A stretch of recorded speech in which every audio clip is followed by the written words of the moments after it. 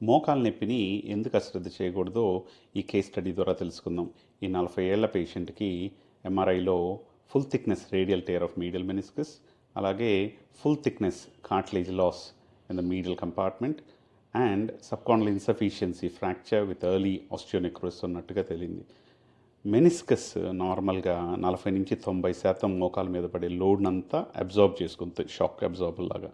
ఈ మెనిస్కస్ ఎప్పుడైతే టేర్ అవుతుందో ఫుల్ లోడ్ మోకాల మీద కార్టిలేజ్ మీద పడటం వల్ల కార్టిలేజ్ కంప్లీట్గా అరిగిపోవడం, అలాగే బోన్లో కూడా చిన్న ఫ్రాక్చర్స్ డెవలప్ అవడం జరుగుతుంది ఈ పేషెంట్లో చూపించినట్టుగా.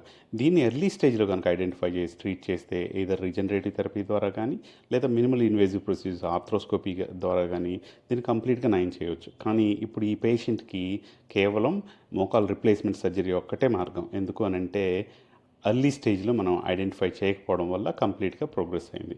So the most important message is don't ignore your knee pain.